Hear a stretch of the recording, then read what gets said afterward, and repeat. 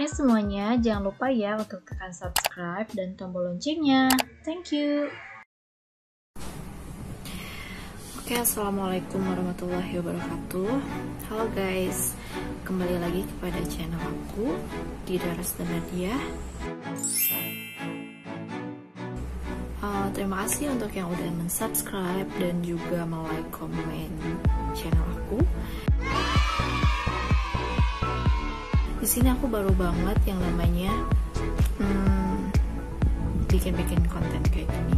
Nggak tahu kenapa, jadi mungkin sebenarnya dari dulu aku senang bikin video, cuma iseng-iseng aja sih, bukan untuk dibikin konten ataupun di upload ke YouTube enggak.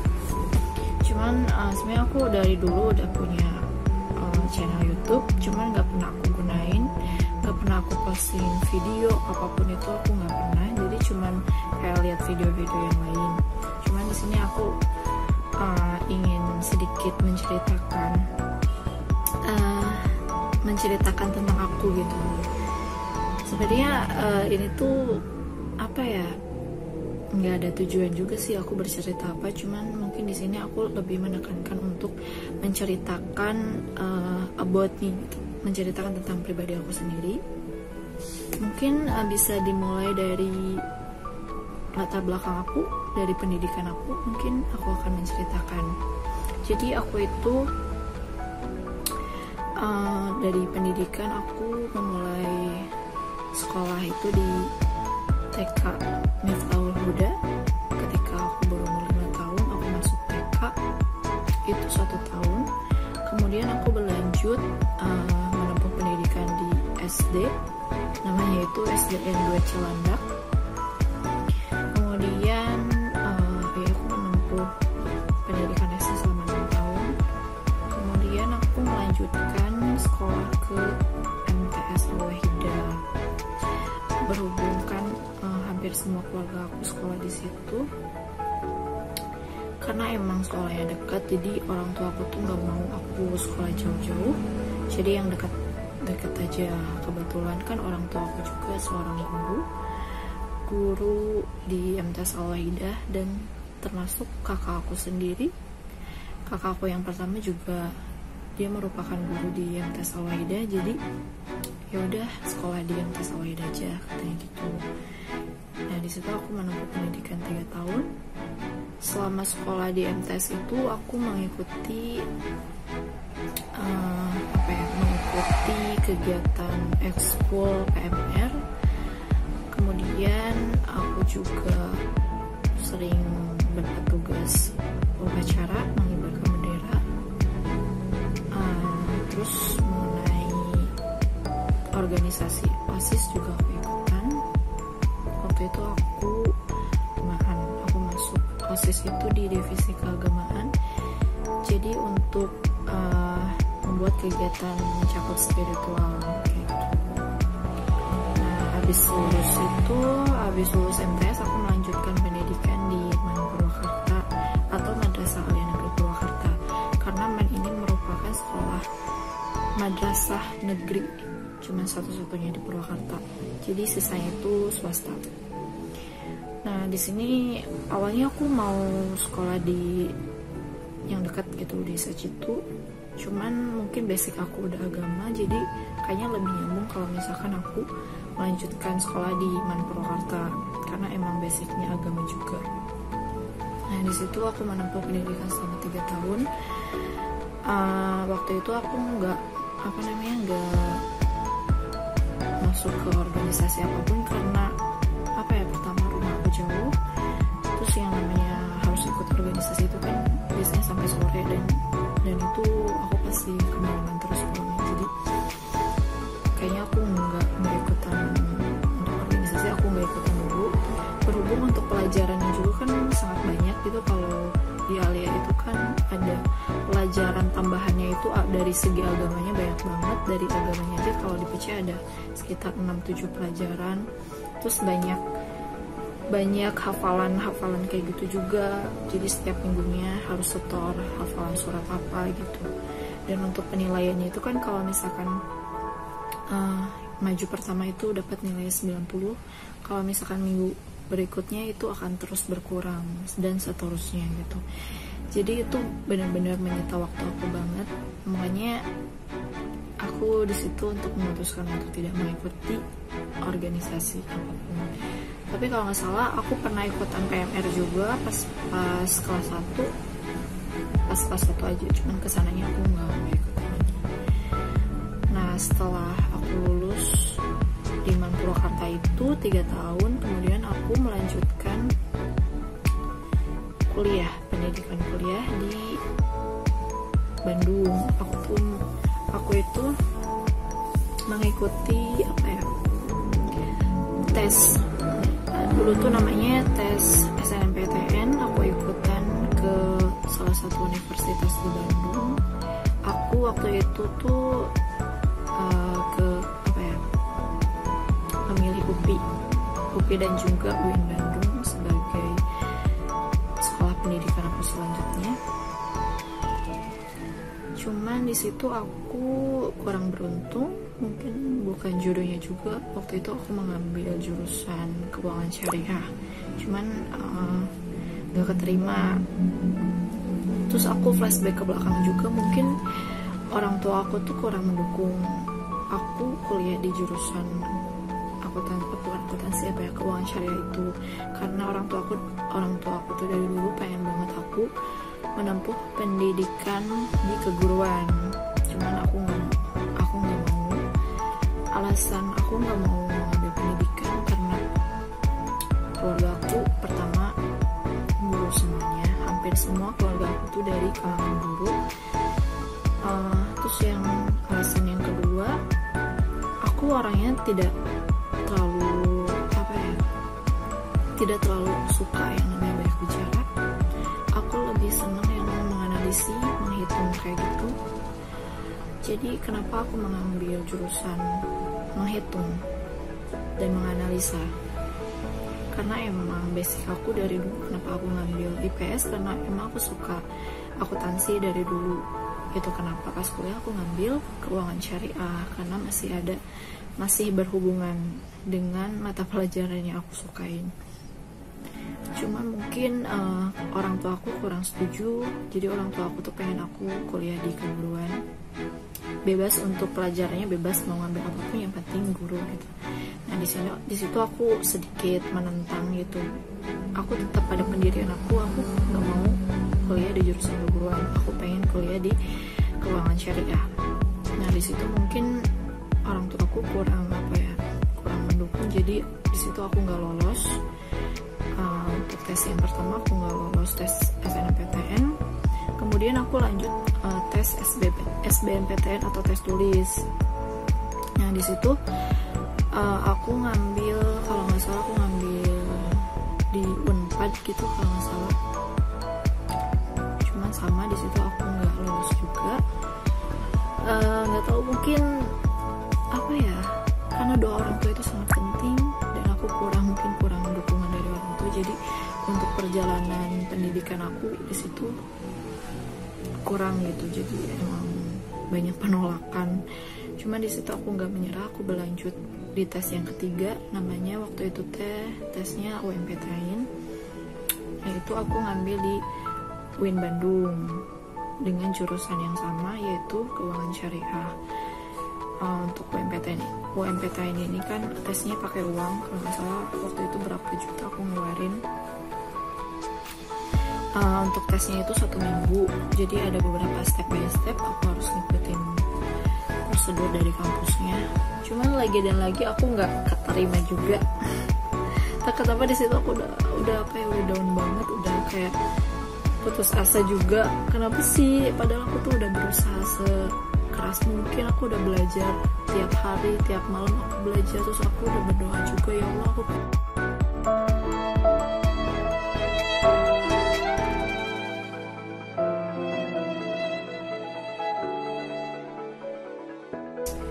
nggak masuk juga gitu. Di situ aku nggak lolos. Nah di situ pokoknya aku udah aku gimana ini, tiga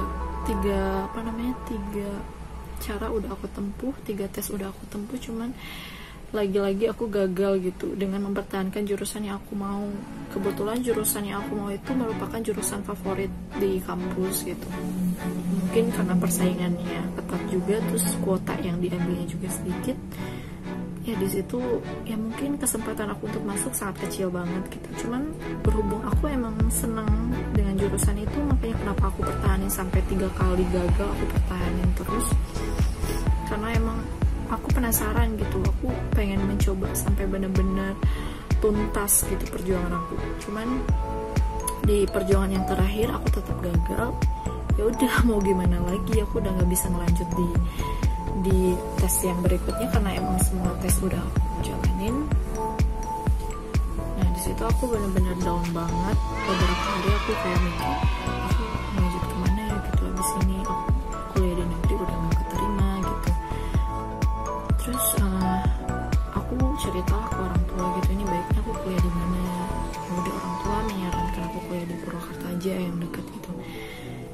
Ya udah, walaupun berat hati gitu harus kuliah di Purwakarta, padahal aku pengen banget kuliah di luar kota. Aku pengen mencoba mandiri juga, bisa dari orang tua. Aku pengen hidup sendiri, bener-bener pengen mandiri gitu.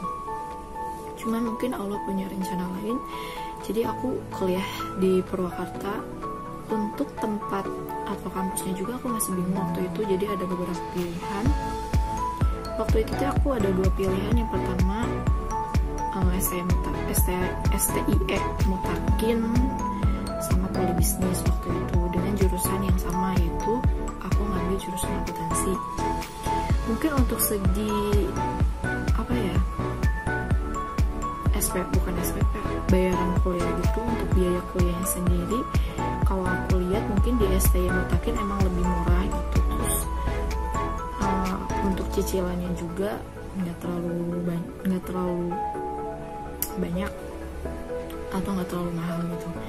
Beda dengan di Polibisnis. Kalau Polibisnis saya akui emang lumayan mahal gitu. Masuknya juga waktu itu aku semester pertama aja udah mengeluarkan uang sekitar 6 juta.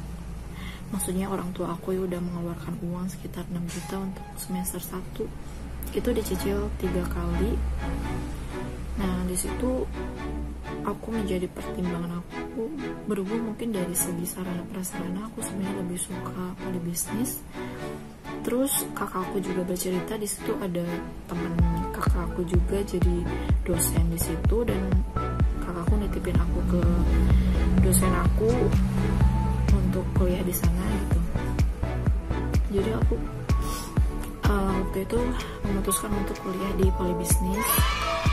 Nah di situ aku ketemu sama teman kakakku ya, dosen. Kebetulan dia juga merupakan kaprodi dari akuntansi. Nah di situ mungkin karena aku dititipin sama kakakku, jadi Pak Agus Dodi sering kayak ngasih tugas lebih ke aku gitu. Jadi kalau misalkan ada tugas apapun itu pasti kadang lewat aku juga untuk menyampaikan ke mahasiswa yang lain gitu. Jadi hubungan aku sama Pak Agus Dodi juga lumayan baik banget gitu, lumayan dekat juga. Walaupun menurut aku di kampus nggak pintar-pintar banget.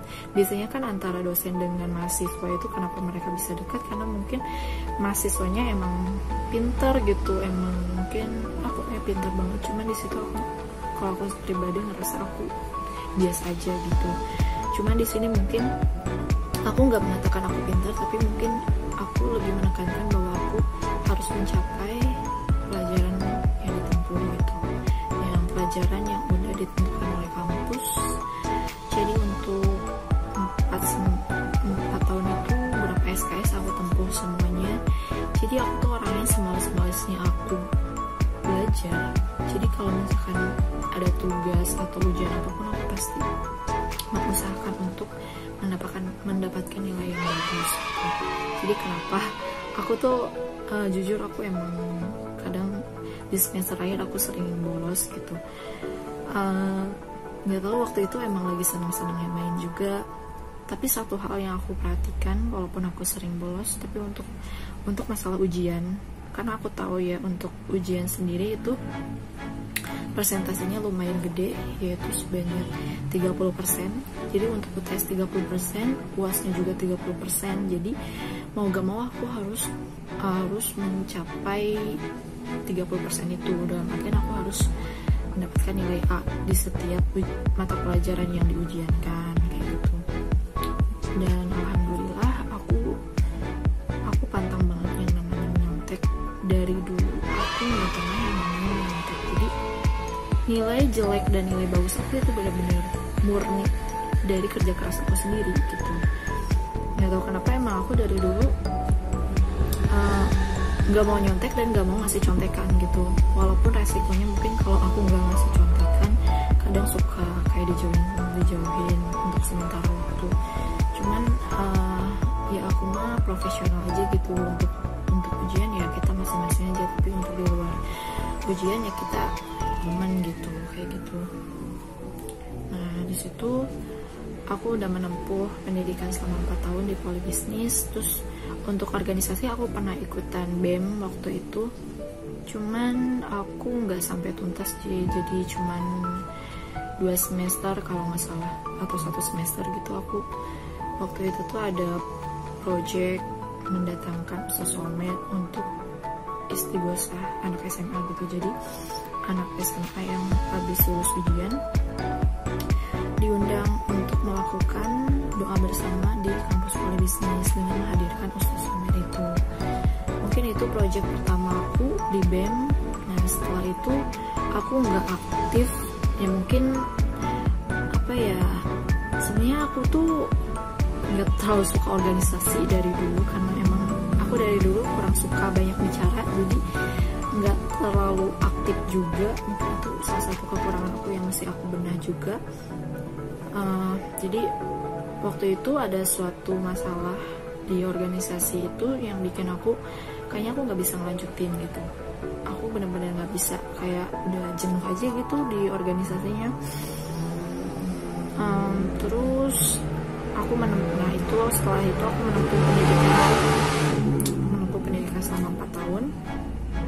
Habis itu aku lulus, aku sidang gelombang kedua, yaitu pada tanggal 6 September aku sidang skripsi. Alhamdulillah waktu itu aku nilai sidang aku nilainya A- sih, tapi yang penting nilainya A. Nah habis sidang, waktu itu sidang tanggal 6 September, kemudian untuk bulan Oktobernya aku wisuda di Istana Kanak Cikampek. Nah di situ aku wisuda tanggal 20 Oktober. Setelah aku wisuda bulan Oktober, terus aku nganggur sekitar berapa ya, aku pertama kerja tuh bulan Januari, berarti aku nganggur sekitar Oktober, November, Desember, sekitar 3 bulan aku nganggur. Terus kemudian aku mulai mencari pekerjaan, cuman waktu itu aku susah banget nyari kerjaan yang S1 gitu. Di situ aku nggak dapet, nggak tahu kenapa susah banget gitu nyari kerja untuk S1. Jadi kenapa waktu itu aku memutuskan untuk melamar pekerjaan untuk ijazah SMA. Jadi untuk pertama kali aku melamar kerja untuk ijazah SMA, waktu itu aku keterima di salah satu perusahaan garmen di Subang. Nah ini juga sebenarnya aku udah pernah ceritain pengalaman kerja aku di vlog sebelumnya, sama vlog Q&A sama teman aku Aziza. Waktu itu aku menceritakan pengalaman aku kerja. Jadi mungkin di sini aku menceritakan riwayat pendidikan aku aja. Mungkin di selanjutnya aku akan menceritakan tentang apapun itu, nanti aku akan share ke kalian. Ya seperti itu, mungkin itu aja yang aku sampaikan. Mohon maaf jika ada kesalahan kata, ini hanya untuk men-share ke kalian aja pengalaman aku gitu. Oke, thank you, gitu aja ya, dah.